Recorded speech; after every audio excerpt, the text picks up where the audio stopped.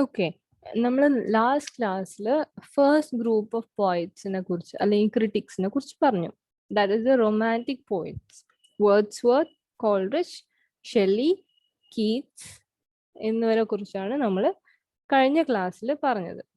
Now will deal with other works, like other writers. Works of George Eliot, Matthew Arnold, Henry James also have played major roles. ഇവരുടെ വർക്ക്സും literary criticism എന്ന് പറയുന്ന ആ ഒരു മൂവ്മെന്റിനെ വല്ലാതെ influence ചെയ്തിട്ടുണ്ട്. Most prominent എന്ന് പറയുന്നത് മാത്യു ആർണൽഡ് ആണ്. He feared the decline of religious beliefs. Victorian പീരീഡിലെ പോയിന്റ് ആണ്. And he was greatly influenced, and his works are a very good examples for Victorian dilemma. And he greatly believed that with the decline of religious beliefs, human being or human life will deteriorate. And according to him, only literature can replace religion.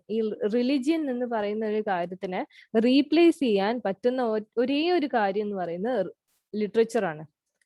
Religious belief was in decline during the Victorian period, and he feared that with the decline of religious beliefs, human life will also deteriorate. അതിന് ഒരു alternative ആയിട്ട് അയാൾ കൊണ്ടുവന്നിരുന്നത് literature ആണ്. And according to him, only literature can help the middle class from the debasement brought on by materialism.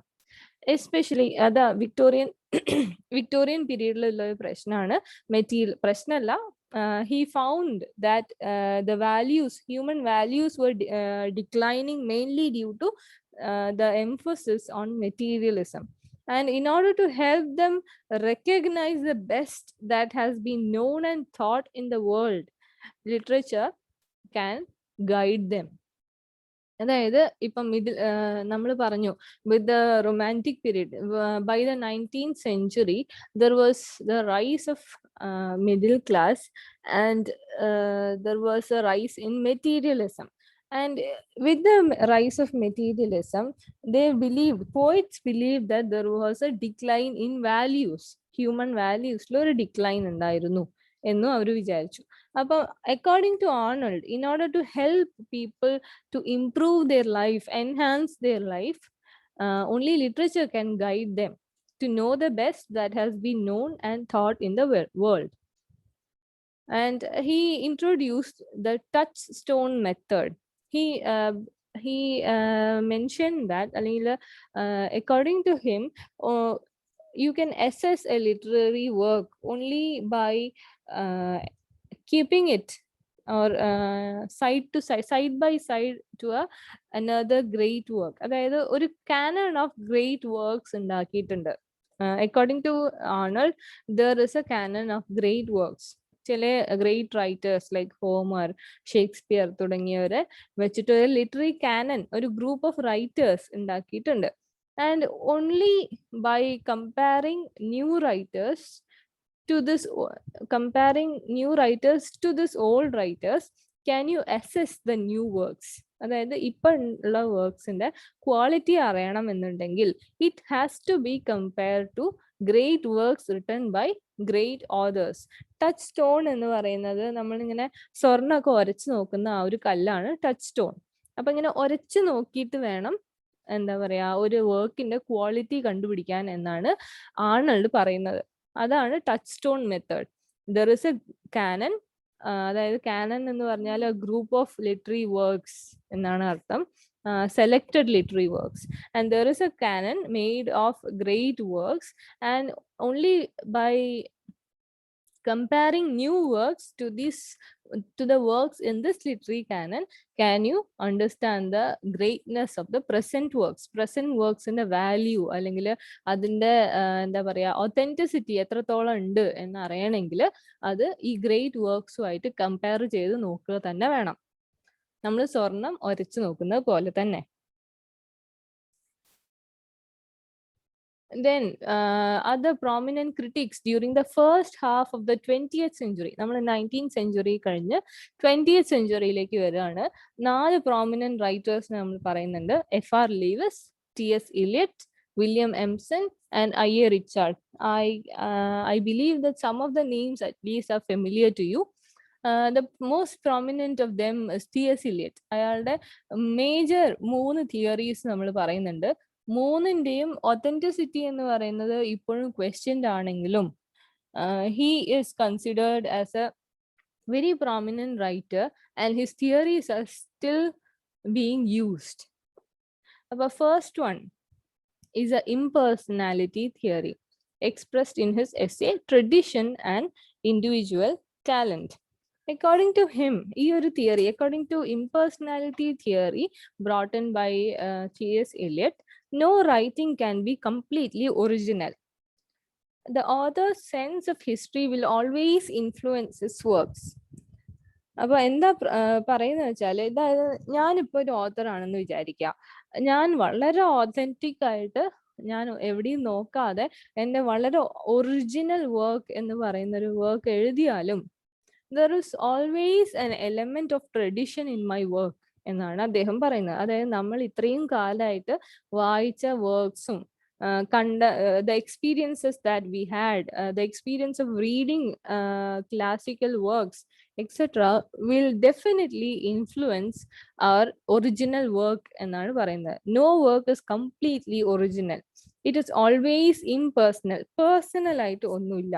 It is always traditional. അതാണ് the notion of tradition, T.S. Eliot's notion of tradition എന്ന് പറയുന്നത്. അതായത് individual talent എന്ന് പറയുന്ന ഒരു കാര്യമില്ല. പകരം we are always a part of a great tradition. അത് നമ്മളെ ഒരുപാട് ഇൻഫ്ലുവൻസ് ചെയ്യും. അതായത് നമ്മൾ വായിച്ച കാര്യങ്ങളും ഒക്കെ ഒരുപാട് ഇൻഫ്ലുവൻസ് ചെയ്യുകയും അതിൻ്റെ ഒരു എലമെന്റ് നമ്മളെ റൈറ്റിംഗിൽ എപ്പോഴും ഉണ്ടാവുകയും ചെയ്യും. The best work is that which reflects tradition in its best form. നമ്മൾ ഏറ്റവും ഒറിജിനൽ വർക്ക് എന്ന് പറയുന്നത് ട്രഡീഷൻ, നമ്മൾ വായിച്ചതിൻ്റെ ഒരു ഇൻഫ്ലുവൻസ് കാണിക്കുന്ന വർക്ക് ആയിരിക്കും എന്നാണ് T.S. Eliot impersonality തിയറിയിലൂടെ പറയുന്നത്. Then there is the notion of objective correlative expressed in his essay Hamlet and His Problem. According to T.S. Eliot, every emotion, if it need to be expressed, should have a vehicle. അതായത് ഒരു emotion express ചെയ്യണമെന്നുണ്ടെങ്കിൽ അതിനൊരു vehicle വേണം. അതായത് വെറുതെ emotion express ചെയ്യാൻ പറ്റില്ല. Emotion should always be shown through words and actions. അതായത് ദേഷ്യം ഉണ്ടെങ്കിൽ അത് നമ്മുടെ ആക്ഷനിലൂടെ വേണം, ആ ക്യാരക്ടറിന്റെ ആക്ഷനിലൂടെ വേണം കാണിക്കാൻ. അതായത് ഇപ്പം ഒരു കഥയാണെന്ന് വിചാരിക്കുക. ആ കഥയിൽ ദ മെയിൻ ക്യാരക്ടറും അയാളുടെ വൈഫും കൂടെ യാത്ര ചെയ്യുമ്പോൾ ആക്സിഡന്റ് ഉണ്ടാവുന്നു. ആ വൈഫ് മരിച്ചു പോകുന്നു എന്ന് വിചാരിക്കാം. ദ ട്രോമ, ഇയാൾക്ക് ഉണ്ടാവുന്ന ആ ഒരു മെന്റൽ എന്താ പറയാ മെന്റൽ പ്രോബ്ലം ഉണ്ടല്ലോ, ഈ ഒരു ഷോക്ക്, മെന്റൽ ഷോക്കിന് കാണിക്കാൻ വേണ്ടിയിട്ട് വെറുതെ പറഞ്ഞാൽ പോരാ, ഇൻസ്റ്റഡ് എന്താ പറയാ ഇയാൾക്ക് വട്ടായി പോകുന്നതായിട്ടോ, അതായത് അങ്ങനെയൊക്കെ കാണിക്കുകയാണെങ്കിൽ അതൊരു ഒബ്ജക്റ്റീവ് കോറിലേറ്റീവ് ആണ്. It is shown through a method, another incident എന്നുള്ള ആ ഒരു ട്രോമ, ആ ഒരു ഷോക്ക് കാണിക്കാനുള്ള ഒബ്ജക്റ്റീവ് കോറിലേറ്റീവ് ആണ് ഇയാളുടെ ഭ്രാന്ത്. ഓക്കെ, അതാണ് best example. Hamlet and his problem എന്ന് പറയുന്ന എസ്സേയില് T.S. Eliot പറയുന്നത് എന്താണെന്ന് വെച്ചാല്, Hamlet doesn't have an objective correlative.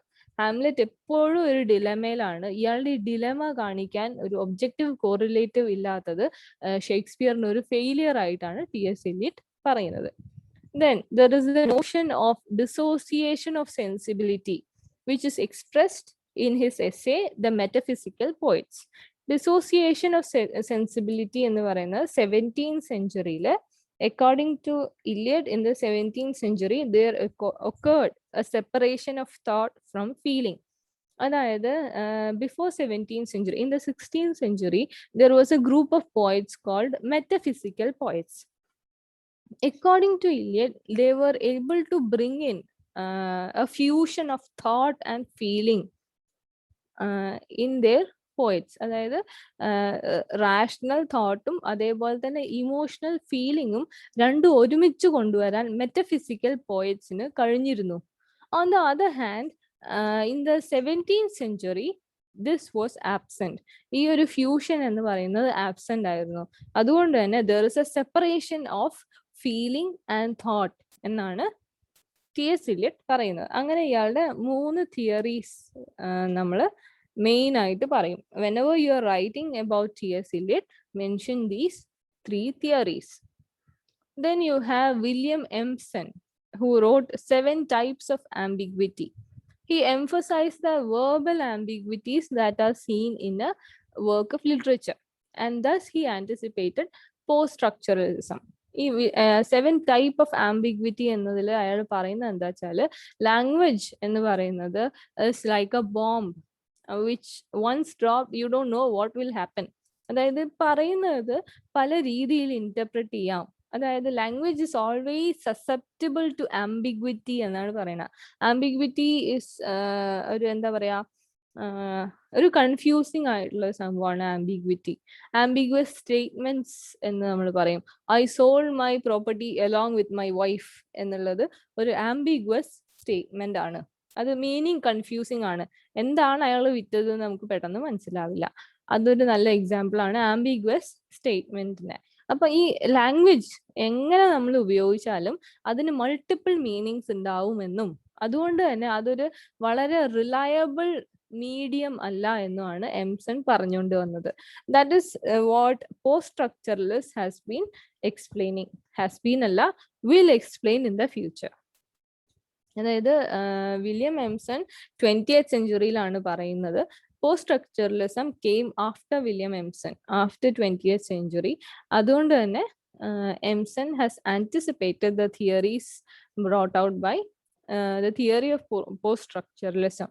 Language ഒരു റിലയബിൾ മീഡിയം അല്ല എന്നുള്ള ഐഡിയ തന്നെയാണ് പോസ്റ്റ്-സ്ട്രക്ചറലിസം കൊണ്ടുവരുന്നത്. Then you have I.A. Richards, the pioneer of decontextualized reading of a literary text. New critic ആയിട്ടാണ് I.A. റിച്ചാർഡ് പ്രോബബ്ലി അറിയപ്പെടുന്നത്. പോപ്പുലർലി, പ്രോബബ്ലി അല്ല, popularly അറിയപ്പെടുന്നത് ഒരു ന്യൂ ക്രിട്ടിക് ആയിട്ടാണ്. And he advocated decontextualized reading of a literary text. That means a literary text should always be read out of the context. അതായത് നമ്മൾ ആദ്യം liberal ഹ്യൂമനിസത്തിനെ കുറിച്ച് പറഞ്ഞു ഒരു ലിറ്റററി ടെക്സ്റ്റിന്റെ meaning resides in itself. അതിനകത്ത് മാത്രമാണ് അതിന്റെ മീനിങ് ഉള്ളത്. You should not go out of the text and search for meaning outside the text. എപ്പോഴും കോണ്ടെക്സ്റ്റിൽ നിന്ന് സെപ്പറേറ്റ് ചെയ്തിട്ട് വേണം ഒരു ലിറ്റററി വർക്കിനെ വായിക്കാൻ. അങ്ങനെ വായിക്കുമ്പോൾ മാത്രമേ ആ ലിറ്റററി വർക്കിനെ കംപ്ലീറ്റ് ആയിട്ടും എന്താ പറയാ, പൂർണ്ണമായിട്ട് ഒരു വളരെ ജുഡീഷ്യൽ ആയിട്ട് നമുക്കത് വായിക്കാം. ഫുൾ ജസ്റ്റിസ് കൊടുത്തുകൊണ്ട് അതിനെ വായിക്കാൻ നമുക്ക് പറ്റുള്ളൂ.